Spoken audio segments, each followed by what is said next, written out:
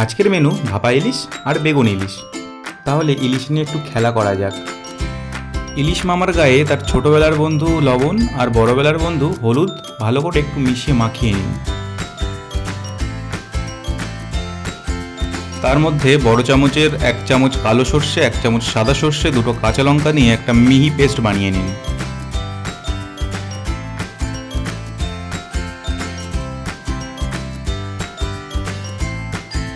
এবারে পেস্টটার মধ্যে মাছগুলো ভালো করে একটু রগড়ে রগড়ে মাখিয়ে নিতে হবে।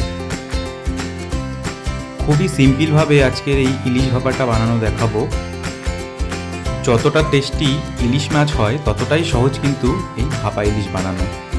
আর ওই মিক্সি ধোয়া জলে 1 চামচ হলুদ আর 1 চামচ লবণ দিয়ে মিশিয়ে ইলিশের বাটিতে ঢেলে দেব। আবারও একটু নড়িয়ে চড়িয়ে মিশিয়ে নিতে হবে। আর ওপর দিয়ে একটু বেশি করে সর্ষের তেল আর 2টো কাঁচা লঙ্কা। বাস, বাটিটা বসানোর সময় খেয়াল করবেন যেন টিফিন বাটির লেভেলের নিচে জলটা থাকে। ঠিক 10 মিনিট পরে দেখুন তো কেমন আসে। ইলিশ ভাপা রেডি। এবারে চলে যাই বেগুন ইলিশে।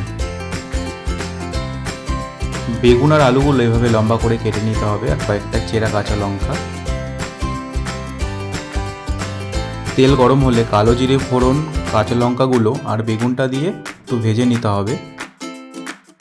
অ্যাড করব স্বাদ মতো লবণ আর হলুদ। তারপর আলু দিয়ে 1 থেকে 2 মিনিট একটু নাড়াচাড়া করে নেব।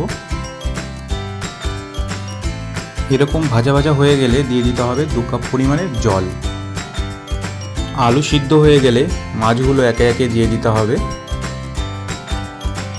ঠিক 5 থেকে 7 মিনিট পরেই বেগুন ইলিশ রেডি হয়ে যাবে। নামানোর আগে অবশ্যই একটু কাঁচা তেল দিয়ে তবেই নামাবেন।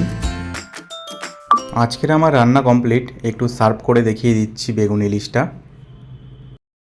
ভিডিওটা কেমন হয়েছে জানাবেন আর লাইক করবেন। অবশ্যই রেসিপিটা ভালো লাগলে সাবস্ক্রাইব করবেন চ্যানেলটা আরও উৎসাহিত করার জন্য এবং ভালো ভালো ভিডিও পাওয়ার জন্য। Thank you for watching. লাইকটা করে দিন, লাইকটা।